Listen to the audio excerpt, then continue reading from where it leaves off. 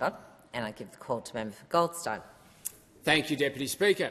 Deputy Speaker, it is so important for the next generation of Australians that this parliament understands the importance of fiscal prudence.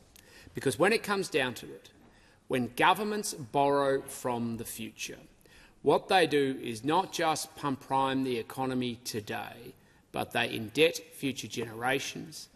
They then increase taxes on future generations.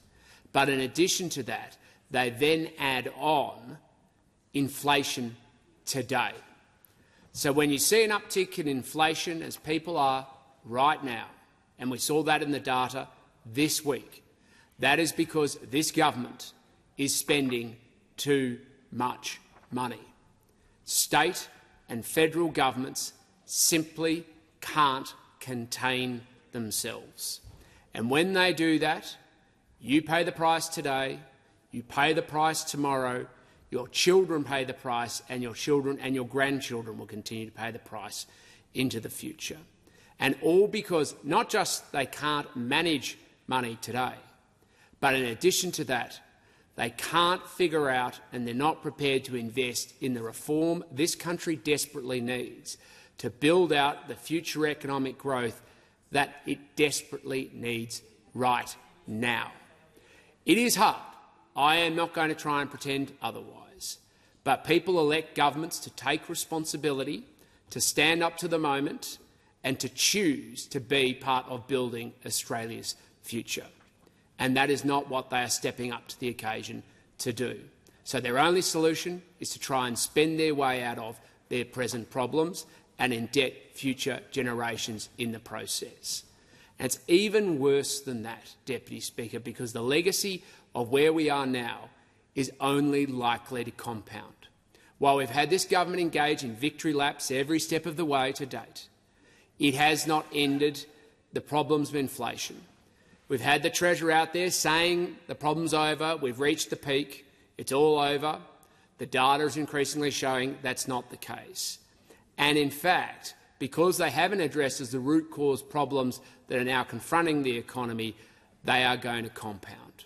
We have a problem where we have centralised wage fixing, and that is going to make it harder to get economic growth.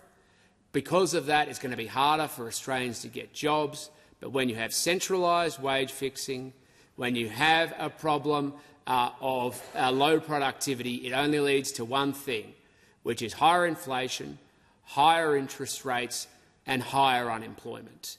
That is a disaster for Australia today and a disaster for Australia into the future and for future generations. This stuff matters because we are all going to live with the consequences of it into the future. So now is the time for the adults to stand up and to take responsibility. But instead what we have, and we've just seen it now in the question time right only a few moments ago, where the Prime Minister, every time he was confronted with a difficult question, deflected and said things were either above politics or then tried to deflect and run interference for his ministers who couldn't answer questions. And that's what's so disappointing. Whatever I think of the current Prime Minister or his government, there is a simple reality. He has been given a very large majority and been entrusted by the Australian people with an opportunity to do something significant. And at the moment, they are not meeting that trust. And my hope is that they will actually do something great for this country because the Australian people need them to do something great for this country. Instead, what they're doing is creating future subprime problems in our mortgage market. They're making it harder for future generations to be able to go on and buy their own home.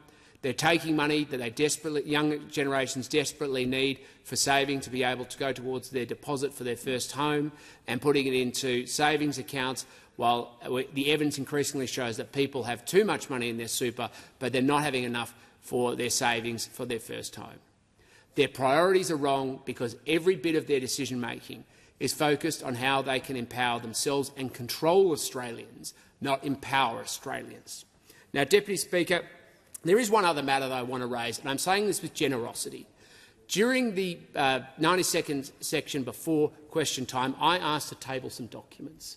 And includes an ANU study that focused on the homophobia directed towards politicians, which, by the way, included homophobia directed towards people like Senator Wong. I asked for leave, with generosity, to table that study as well as other documents. And I am again asking politely to table those documents. I seek leave to table the documents.